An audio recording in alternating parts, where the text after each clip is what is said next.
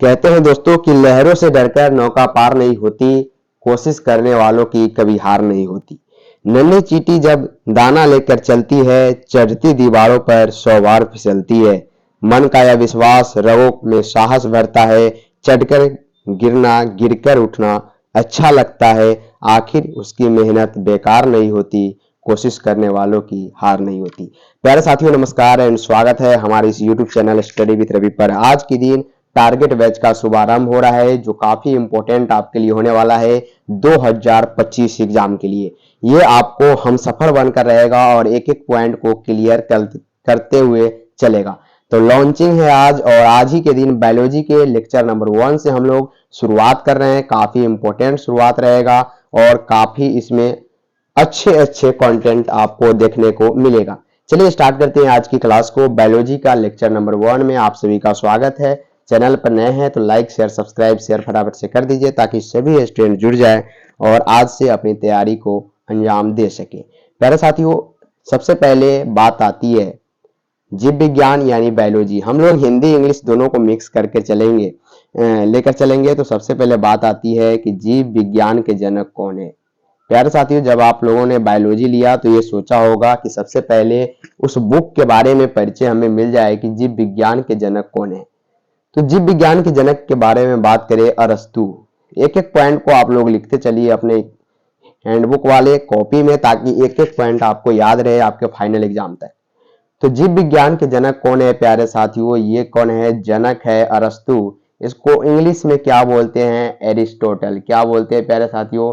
Aristotle बोलते हैं English में। ठीक है, चलिए, तो ये आपको पूरी तरह से पता हो गया होगा कि जीव विज्ञान के जनक कौन है? अरस्तु है। इसी में एक और पॉइंट आता है, उसको भी बताने का आप लोगों के बीच प्रयास किया जाएगा। तो अब बात आती है, सर जीव विज्ञान के जनक तो हमको पता हो गया, लेकिन जंतु विज्ञान के जनक कौन है? जंतु विज्ञान के जनक। तो प्यारे साथियों याद रखिएगा, ये जो मैं पॉइंट लिखा रहा हूं ये इंट्रोडक्शन पार्ट है और आपको लिखना जरूरी है। सभी सवाल आपके एग्जाम में बनते। जंतु विज्ञान के जनक के बारे में अगर आपसे पूछा जाएगा तो याद रखिएगा ये भी कौन है? अरस्तु। जी हाँ दोस्तों, अरस्तु कौन है यहाँ पे? बिल्कुल जनक है किसका? जंतु विज्ञान का। 2 पॉइंट क्लियर है तो आप लोग नोट कर लीजिए, काफी आपके लिए लाभदायक होगा ये पॉइंट और पूछा जाता है। नेक्स्ट पॉइंट पे चलते हैं। अब बात आती है कि हमने जीव विज्ञान के जनक और यहाँ पे प्राणी विज्ञान के जनक के बारे में हमने बात कर लिया। अब बात आती है कि सर यहाँ पे पेड़ पौधे के अध्ययन को प्यारे साथियों यानी थियोफ्रेस्टस को क्या कहते हैं? थियोफ्रेस्टस को यहाँ पे कौन से विज्ञान के जनक बोलते हैं? याद रखिएगा। जी हाँ बिल्कुल, पेड़ पौधे के अध्ययन वाले विज्ञान को थियोफ्रेस्टस ने जन्म दिया था। इन्हीं को फादर ऑफ यहाँ पे बॉटनी बोलते हैं। क्या बोलते हैं? Father of botany. याद रखिएगा थियोफ्रेस्टस को। ये क्लियर हो गया होगा आपको। तो याद रखिएगा। अब हम बायोलॉजी के परिभाषा की ओर चलते हैं। तो बात आती है जीव विज्ञान की। क्या जीव विज्ञान किसे कहते हैं? प्यारे साथियों, जीव विज्ञान आखिर किसे कहते हैं? तो लिखिएगा आप लोग अपने पेन से कॉपी में लिखते चलिए। एक एक नोट्स आपको यहाँ पे क्लास में बनाते चलना है।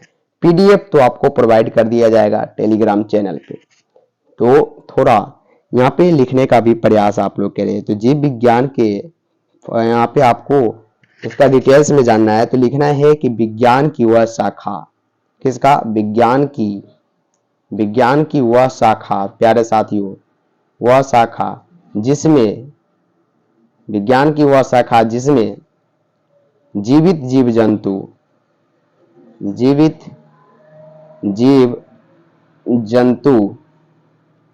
विज्ञान की वह शाखा जिसमें जीवित जीव जंतु एवं पेड़ पौधे का अध्ययन करते हैं। क्या करते हैं? पौधे का अध्ययन करते हैं, उसे जीव विज्ञान कहते हैं। क्या कहते हैं? उसे जीव विज्ञान कहते हैं। विज्ञान कहते हैं। 1 मिनट। उसे क्या कहते हैं? जीव विज्ञान कहते हैं। क्लियर। कहता है विज्ञान क्या है, जीव विज्ञान क्या है, तो आप लोग लिखिएगा कि विज्ञान की वह शाखा जिसके अंतर्गत या जिसमें जीवित जीव जंतु एवं पेड़ पौधे का अध्ययन करते हैं उसे हम जीव विज्ञान कहते हैं। यह रहा आपका इंट्रोडक्शन पार्ट बायोलॉजी का, जो आपके लिए काफी लाभदायक था और इससे प्रश्न भी पूछे जाते हैं। अब हम चलते हैं नेक्स्ट पेज पे और शुरुआत करते हैं एनसीईआरटी के फर्स्ट पॉइंट, जो आपके एनसीईआरटी के फर्स्ट पॉइंट में दिया गया है उससे शुरुआत करते हैं। तो आपका एनसीईआरटी का फर्स्ट पॉइंट में है जीवन अवधि या जीवन काल। क्या है जीवन अवधि या जीवन काल? जीवन, थोड़ा ब्रश को पतला कर लेते हैं ताकि लिखने में अच्छा हो। तो चलते हैं नेक्स्ट पॉइंट पे और बात यहां पे आती है जीवन अवधि, जीवन अवधि या जीवन काल, जीवन अवधि या जीवन काल। तो जीवन अवधि और जीवन काल क्या होता है, ध्यान से सुनिएगा, एक एक पॉइंट को लिखते चलिएगा। कहता है जीवों के, प्यारे साथियों यहाँ पे कहता है जीवों के जन्म से लेकर, कब से, यानी वो जब से जन्म लिया है तब से, जन्म से लेकर प्राकृतिक मृत्यु तक। कब तक? जन्म से लेकर उसके प्राकृतिक जब तक मृत्यु नहीं हो जाती, यानी प्राकृतिक मृत्यु तक का जो समय होता है उसको हम लोग क्या बोलते हैं यहाँ पे, जीवन अवधि या जीवन काल बोलते हैं। क्या बोलते हैं उसको? जीवन अवधि या जीवन काल, यानी प्राकृतिक मृत्यु तक का समय जीवन अवधि कहलाता है, जीवन अवधि कहलाता है। यह पहला पॉइंट था आपके एनसीईआरटी का और ये सवाल आपके बिहार बोर्ड के एग्जाम में पूछे जाते हैं, इसलिए इसको आपके बीच रखा गया है और निश्चित रूप से आपसे पूछा जाएगा। तो जीवन अवधि या जीवन काल दोनों इसी को कहते हैं। इसी को क्या बोलते हैं? जीवन काल भी इसको बोलते हैं, जीवन काल। स्क्रीन थोड़ा छोटा है, लिखने में थोड़ी कठिनाई होती है, आप लोग मैनेज कर लीजिएगा। और हमको छाप के ला के पढ़ाना बिल्कुल भी नहीं है, एक एक पॉइंट को हाथ से लिख कर पढ़ाना है ताकि आपको समझ में आए। तो जीवन अवधि और जीवन काल आप लोगों को समझ में आ गया होगा कि जीवों के जन्म से लेकर प्राकृतिक मृत्यु, यानी जब उसका किसी जीव का एक्सीडेंट नहीं हुआ, कोई दुर्घटना नहीं, प्राकृतिक मृत्यु हो गई। प्राकृतिक मृत्यु तब होती है जब व्यक्ति 0 साल से लेकर, यानी जितना उसका जीवन काल होता है, जैसे 100 वर्ष हम लोगों का जीवन काल है, तो ये जब पूरा करके मर जाता है व्यक्ति, तो उस व्यक्ति को क्या कहते हैं? जीवन अवधि बोलते हैं। उस जो अवधि चला जन्म से लेकर मृत्यु तक, उस अवधि यानी उस काल को जीवन अवधि या जीवन काल बोलते। ये रहा आपका पॉइंट जो काफी आपके लिए इंपॉर्टेंट था। चलते हैं, स्क्रीनशॉट ले सकते हैं साथ में, नहीं तो अगला नंबर पेज पे। अब बात आता है जनन। सर जनन क्या है, इसके बारे में हम जरा बात कर लेते हैं। जनन के बारे में बात कर ले। कहता है कि किसी भी जीव द्वारा, क्या, किसी भी जीव द्वारा, भेड़ बकरी गाय कुछ भी हो, किसी भी जीव द्वारा किसी भी जीव द्वारा अपने जैसे संतान उत्पन्न करना। क्या करना? अपने समान जीव उत्पन्न करना, जीव उत्पन्न करना जनन कहलाता है, जनन कहलाता है। ठीक है, जनन के बारे में बोला जाएगा कि जनन आखिर क्या है, व्हाट इज रिप्रोडक्शन। क्या बोलेगा? व्हाट इज रिप्रोडक्शन, यानी जनन क्या है। तो कहेंगे कि किसी भी, जी हाँ साथियों, किसी भी जीव द्वारा अपने समान जीव उत्पन्न करना ही जनन कहलाता है।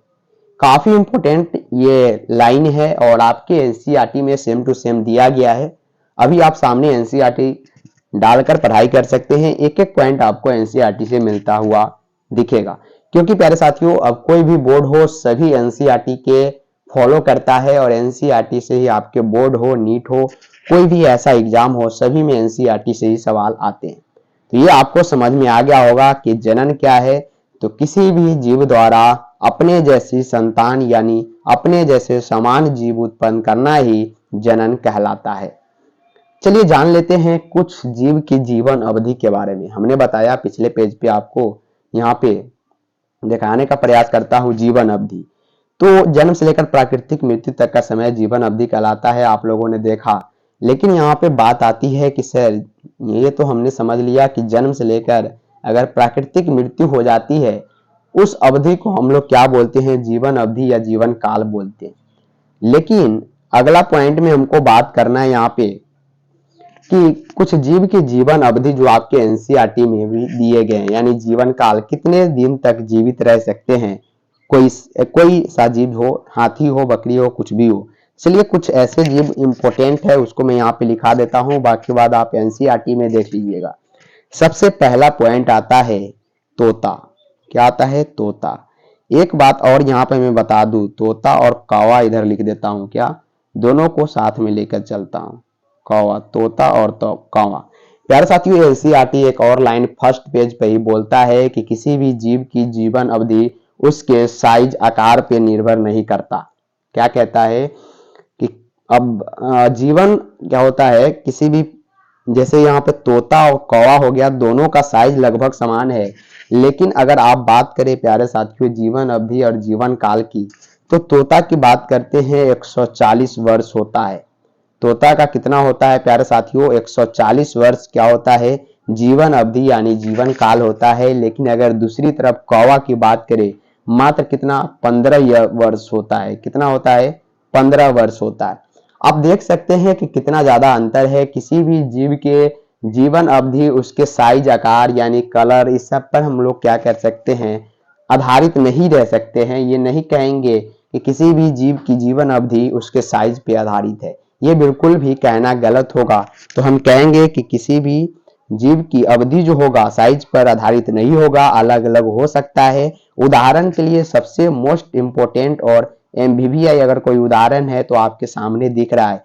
तोता की बात हम लोग करते हैं 140 ईयर्स, याद रखिएगा, काफी इंपॉर्टेंट ये माने जाते हैं और हर एक साल पूछ दिए जाते हैं। कौवा की बात करते हैं मात्र 15 ईयर्स होता है।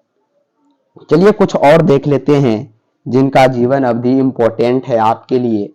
तो बात आती है यहाँ पे केला का पेड़ का प्यारे साथियों। केला का पेड़, जी हाँ दोस्तों, केला का पेड़ जो होता है उसका। और एक पॉइंट और आता है यहाँ पे, कौन सा? बिल्कुल आपको बरगद। कौन? बरगद। बरगद, सॉरी 1 मिनट। जी हाँ बरगद। तो स्क्रीन थोड़ा छोटा है, लिखने में डिस्टर्ब होता है, लेकिन एक एक पॉइंट को आपको समझाते हुए चलना है। चलिए बात करते हैं केला की प्यारे साथियों। इसके जीवन जो होता है मात्र 25 ईयर होता है। केला के पौधा का जीवन मात्र 25 ईयर्स है। लेकिन दूसरी तरफ अगर बरगद की बात करें प्यारे साथियों, तो याद रखिएगा 200 से 300 वर्ष माना जाता है बरगद का। ये आप साफ अपने बुक में जो भी नोट्स बना रहे हैं उसमें लिखते चलिए, काफी आपके लिए इंपॉर्टेंट है। यह जीवन अवधि तो आप एनसीईआरटी के पेज से भी देख सकते हैं। चलिए नेक्स्ट पेज पे चलते हैं, कुछ और जान लेते हैं इसके बारे में, जीवन अवधि के बारे में, जो आपसे पूछा जाता है और हर एक बार पूछा भी गया है, ऑब्जेक्टिव में हो, सब्जेक्टिव में हो, ऐसे करके ये आपसे बिहार बोर्ड पूछता रहता है। तो चलिए एक बात कर लेते हैं और कछुआ का प्यारे साथियों, ये भी काफी आपके लिए इंपॉर्टेंट है, कछुआ। और दूसरी तरफ यहाँ पे बात कर लेते हैं हम किसका? चलिए गाय का उठा लेते हैं, जो आपके लिए काफी इंपॉर्टेंट है, कछुआ, गाय का। कछुआ की बात करते हैं जीवन अवधि और जीवन काल की, तो 100 वर्ष से 150 वर्ष माना जाता है प्यारे साथियों, किसका? कछुआ का। दूसरी तरफ अगर गाय का देखें तो बिल्कुल 25 ईयर्स माना जाता है। आप सोच सकते हैं कि एनसीईआरटी जो कहता है बिल्कुल सही है। एनसीईआरटी ये कहता है कि किसी भी जीव की जीवन अवधि उसके आकार, साइज, रंग, रूप पे निर्भर नहीं करता, बिल्कुल सही है। कछुआ को आप देख सकते हैं कहाँ नदी में रहने वाला है और 100 से 150 वर्ष जी सकता है, बल्कि गाय जिसको चारा भूसा भी दिया जाता है तब भी मात्र 25 ईयर जी पाता है।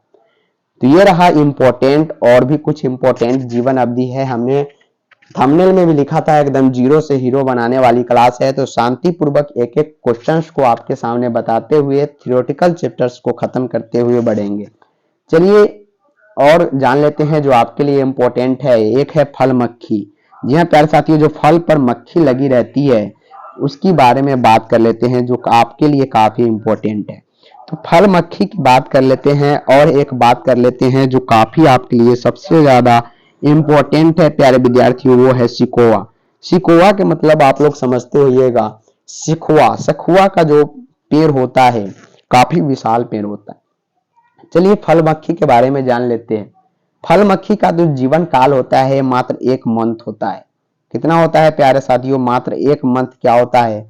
फल मक्खी का जीवन काल होता है। बात इधर करें अगर सिकोआ का पेड़ का, तो 3000 से, जी हाँ साथियों ध्यान दीजिएगा, 3000 से 4000 वर्ष माना जाता है सखुआ का पेड़ का जीवन अवधि और जीवन काल।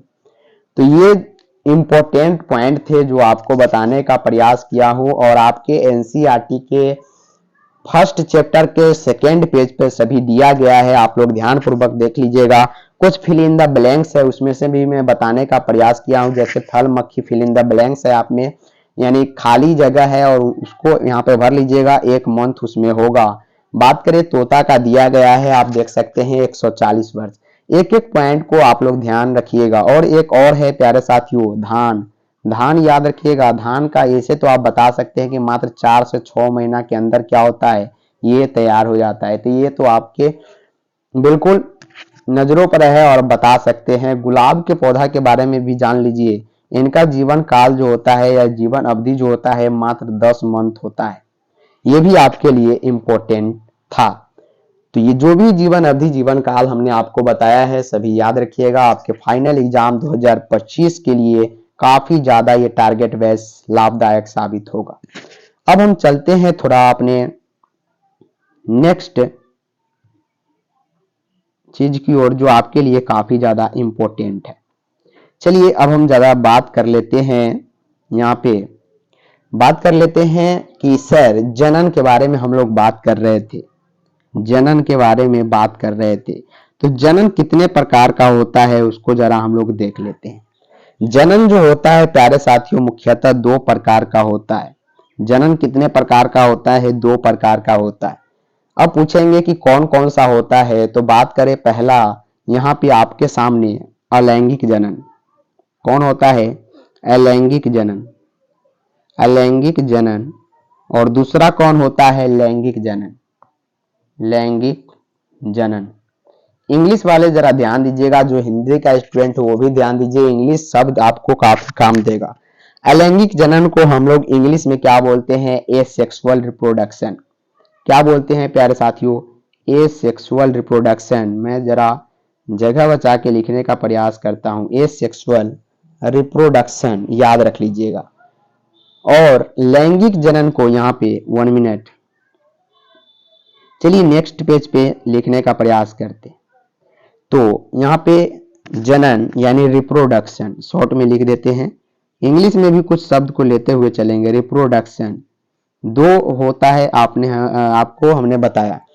पहला क्या होता है? Asexual, asexual reproduction, reproduction. और दूसरा क्या होता है प्यारे साथियों? Sexual reproduction. ये आपको समझ में आ गया होगा। हम ज्यादा फोकस करेंगे हिंदी मीडियम वाले छात्र को, क्योंकि सभी छात्र इसमें जुड़े हैं हिंदी मीडियम वाले ही। चलिए तो जनन 2 प्रकार का होता है, आप लोगों ने समझ लिया, पूरी तरह से क्लियर भी होगा। हाँ सर जनन 2 प्रकार का होता है, जैसा कि आपका एनसीईआरटी भी कहता है। चलिए अब हम डिफाइन करेंगे अलैंगिक जनन को, उसके बाद डिफाइन करेंगे लैंगिक जनन को और बारीकी से समझेंगे दोनों को। फर्स्ट पॉइंट को हम लोग लेकर चलते हैं जिसका नाम है अलैंगिक जनन। क्या? अलैंगिक, अलैंगिक जनन। आखिर अलैंगिक जनन होता क्या है?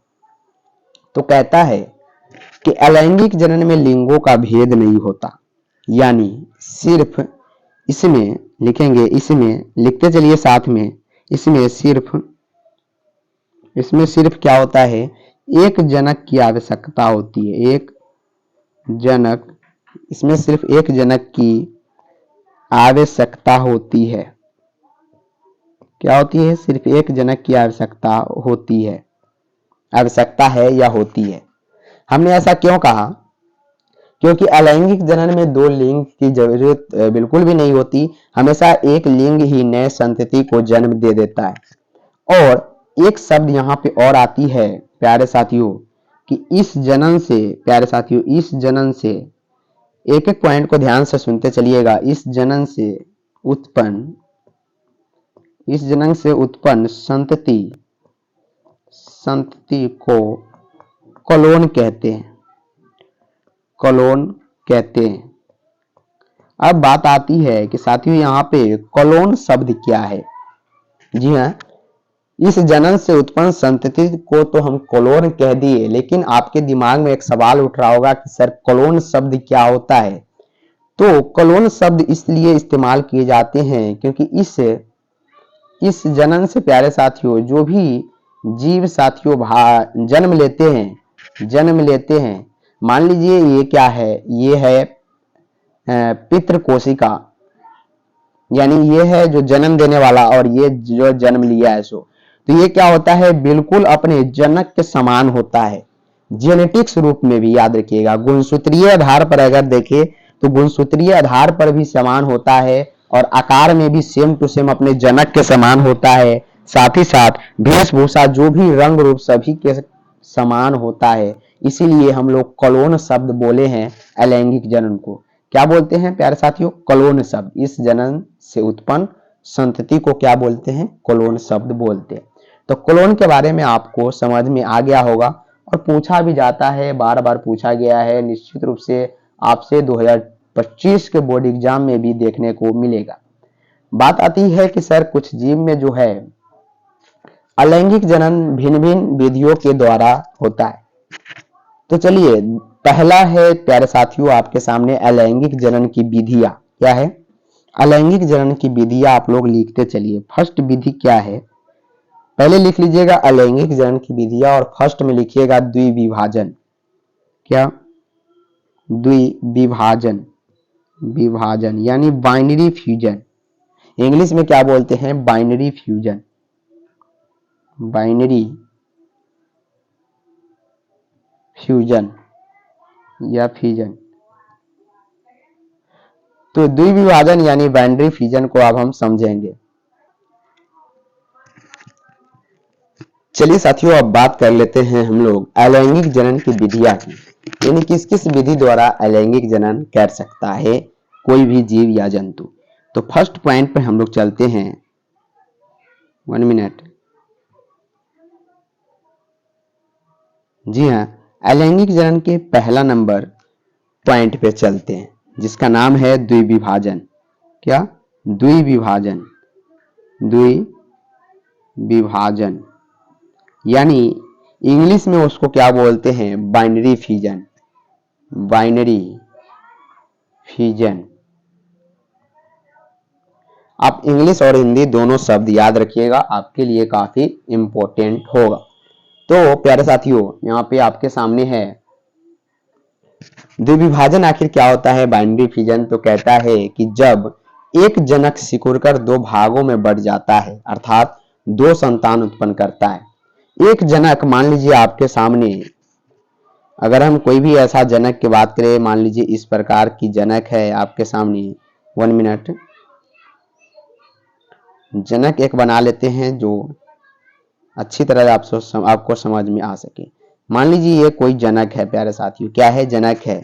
द्विविभाजन की हम लोग बात कर रहे हैं, तो आप लोग पहले लिख लीजिए, उसके बाद समझाते हैं कि जब एक जनक सिकुड़कर दो भागों में बढ़ जाता है, अर्थात दो संतान उत्पन्न करता है, उसे द्विविभाजन कहते हैं। जैसे याद रखिएगा यहाँ पे क्या है बताने का आप लोगों को प्रयास कर रहा हूं। अमीबा का स्ट्रक्चर ले लेते हैं। चलिए अमीबा का यहाँ पे संरचना ले लेते हैं, वो काफी आपके लिए इंपॉर्टेंट होगा। तो अमीबा में देखिएगा प्यारे साथियों, आपके सामने यहाँ पे दिखाने का प्रयास कर रहा हूं। इस प्रकार की अमीबा जो होती है उसकी कोई संरचना नहीं होती, मतलब इस प्रकार की संरचना होती। इसमें एक केंद्रक होता है जो ये बड़ा वाला है, यहाँ पे याद रखिएगा ये क्या है, केंद्रक है। ठीक है, केंद्रक है, इसका नाम क्या है, केंद्रक, केंद्रक है ये।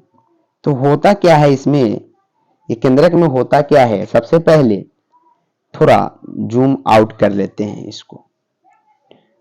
तो इसमें होता क्या है प्यारे विद्यार्थियों, यहाँ पे आप लोग ध्यान पूर्वक समझिएगा। होता क्या है, सबसे पहले ये क्या करता है, इधर आता है और सबसे पहले ये सिकुड़ना प्रारंभ हो जाता है। सिकुड़ना प्रारंभ हो जाता है कुछ इस प्रकार पता चले कि उसमें कट उत्पन्न हो रहा है, और मान लीजिए इस प्रकार से सिकुड़ना प्रारंभ हुआ, लेकिन केंद्रक में क्या परिवर्तन होता है, केंद्रक हल्का सा लंबा होने लगता है। क्या होता है, केंद्रक हल्का सा लंबा होने लगता है।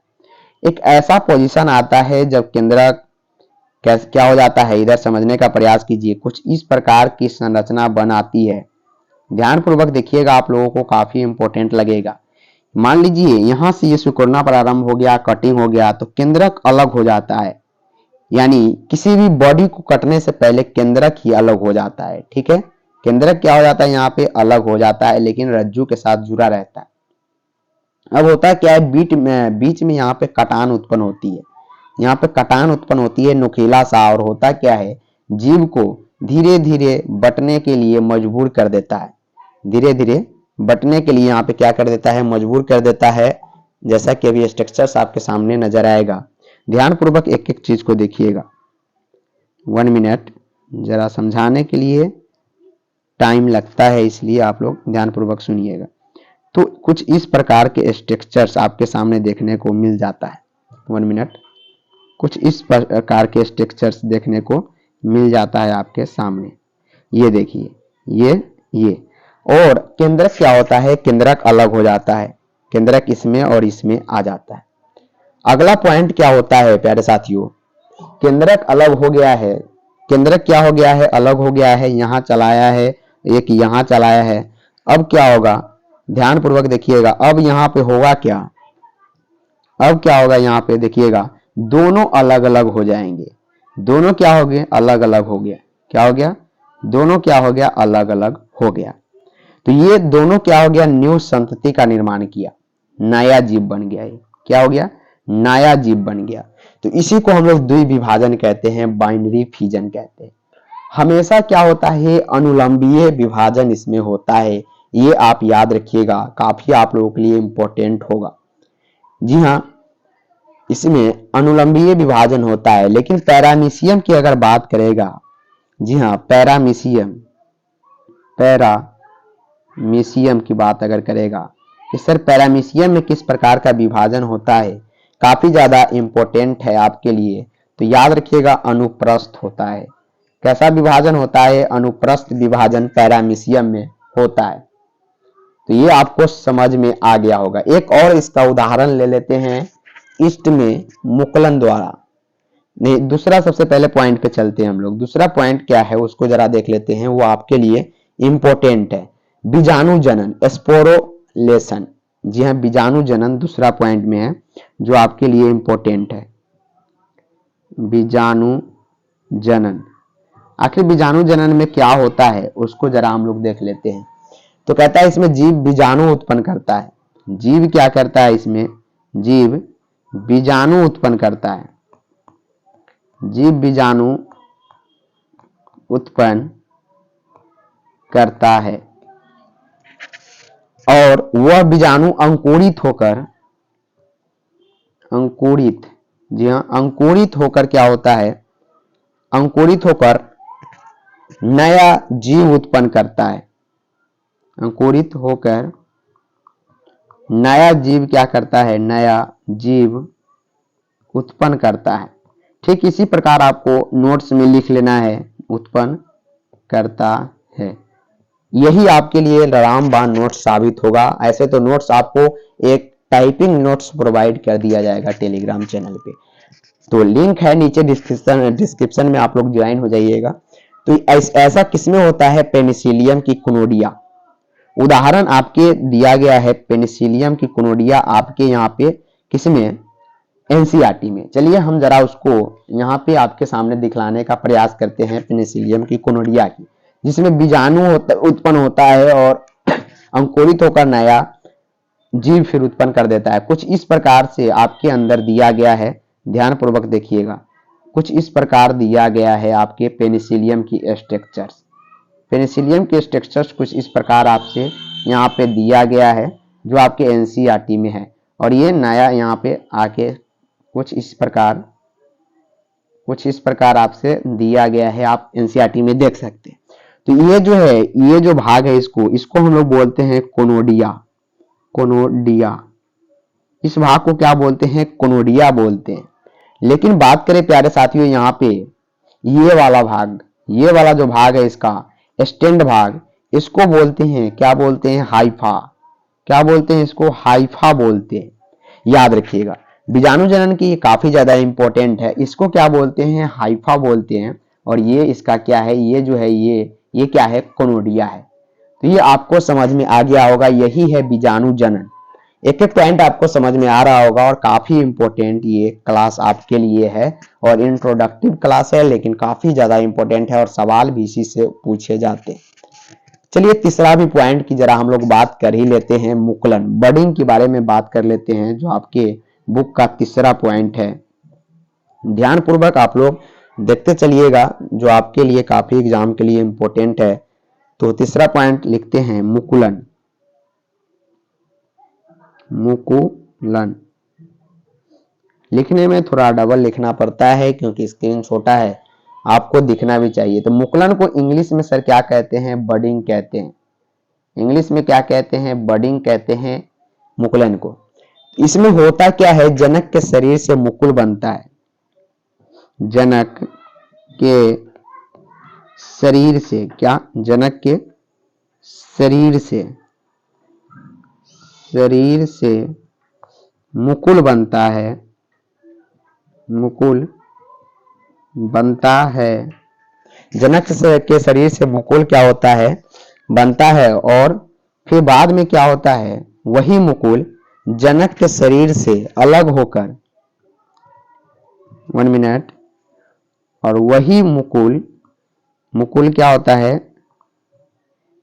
शरीर से अलग हो जाता है। किसके शरीर से? जनक के शरीर से अलग हो जाता है और नया जीव क्या करता है? उत्पन्न कर देता है।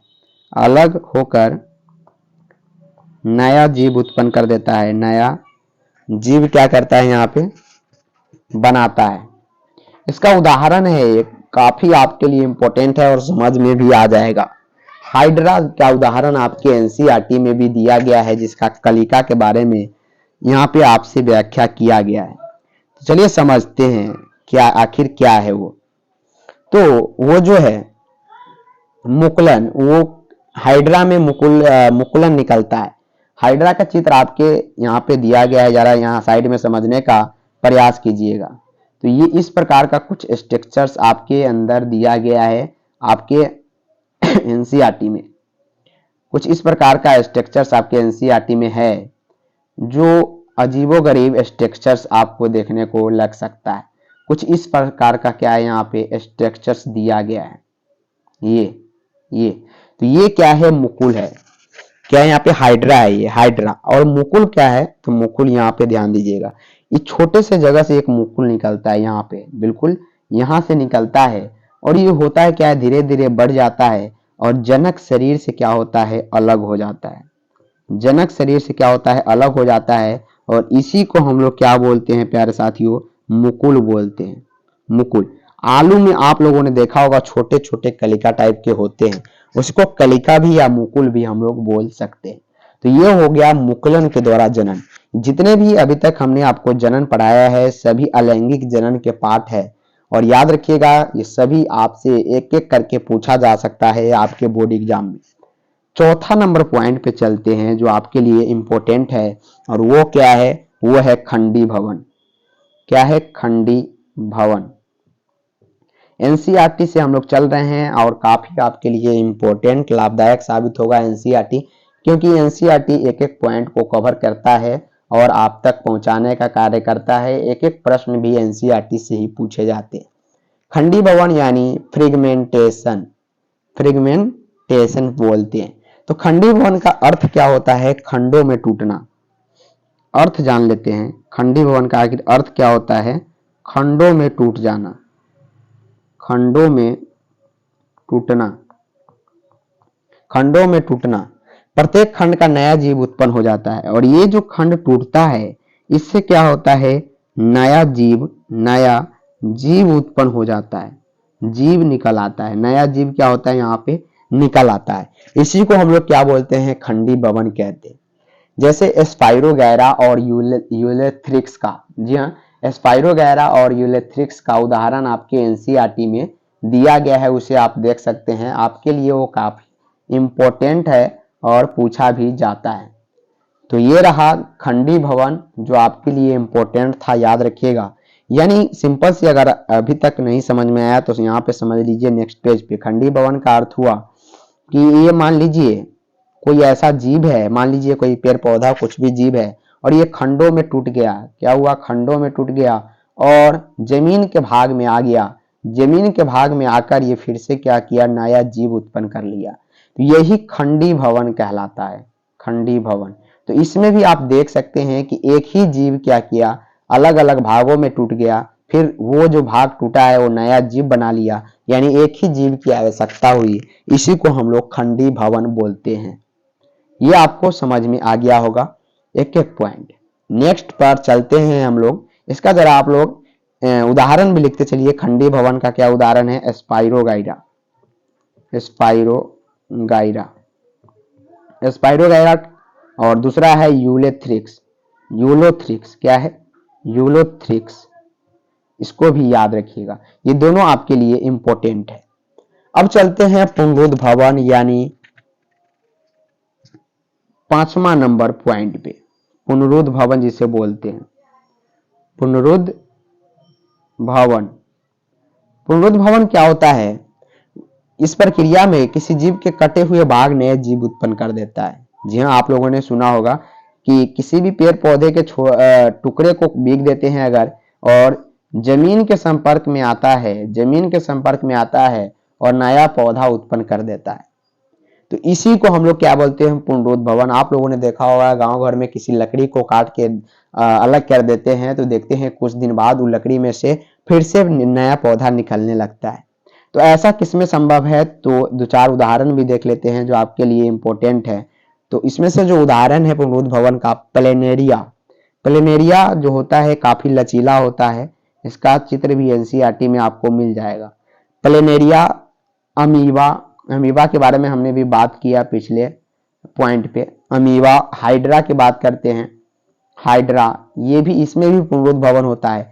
और सबसे ज्यादा इंपॉर्टेंट, स्पंज का स्ट्रक्चर्स आपके अंदर दिया गया है जो इस प्रकार है। अंदर से तो ये घड़ा के समान दिखता है, अंदर से क्या है? घड़ा के समान है, लेकिन इसमें एक कवर इस प्रकार से डाली गई है, गोलाकार।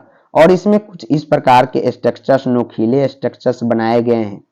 इस प्रकार के नुकीले स्ट्रक्चर्स बनाए गए हैं आपके इसमें। और इसमें आपको दिख रहा होगा बहुत सारे बीज दिख रहा है। क्या है? बीज। इस भाग को हम लोग बोलते हैं स्पंज गुहा। स्पंज गुहा इस भाग को हम लोग बोलते हैं, याद रखिएगा। और ये किसका उदाहरण है? पुनरुद्ध भवन का उदाहरण है। किसका उदाहरण है? पुनरुद्ध भवन का उदाहरण है, ये आप जान सकते हैं। तो ये क्लियर हो गया होगा। सबसे ज्यादा प्लेनेरिया में पुनरुद्ध भवन देखा जाता है। अगर आपसे पूछा जाएगा कि पुनरुद्ध भवन सबसे ज्यादा किसमें देखा जाता है, क्या पुनरुद्ध भवन सबसे ज्यादा अगर किसमें देखा जाता है, पूछा जाएगा आपसे, सबसे ज्यादा किसमें होता है, तो याद रखिएगा प्लेनेरिया, प्लेनेरिया में सबसे ज्यादा देखा जाता है। तो ये रहा 5वां पॉइंट प्यारे साथियों पुनरुद्ध भवन का। तो आज इंट्रोडक्टिव क्लास है तो थोड़ा छोटा क्लास रखते हैं, फिर से नेक्स्ट क्लास में आएंगे और अलैंगिक जनन की विशेषताओं को आगे बढ़ाने का प्रयास करेंगे। जो आपके एग्जाम में एक एक प्रश्न जहां से भी पूछा जाता है सभी आपके लिए लाने का प्रयास करूंगा। और टारगेट बैच को आप लोग ज्यादा से ज्यादा शेयर करें। टारगेट बैच को प्लीज आप लोग ज्यादा से ज्यादा, मतलब इस बैच को ज्यादा से ज्यादा शेयर करें। वीडियो को लाइक कीजिए अगर आज की क्लास अगर आपको अच्छा लगा है। कमेंट करके तो आपको जरूर बताना है कि क्या आपको चाहिए और कैसी कंटेंट आपको लग रही है, क्योंकि मैं जीरो से लेकर हीरो तक पहुंचाने का कार्य करूंगा। तो मिलते हैं फिर से नेक्स्ट क्लास में, तब तक के लिए जय हिंद, जय भारत, जय बिहार। पढ़ते रहे और बढ़ते रहे, 2025 को टारगेट बना के रखे और फोड़ते रहे। मिलते हैं नेक्स्ट क्लास में।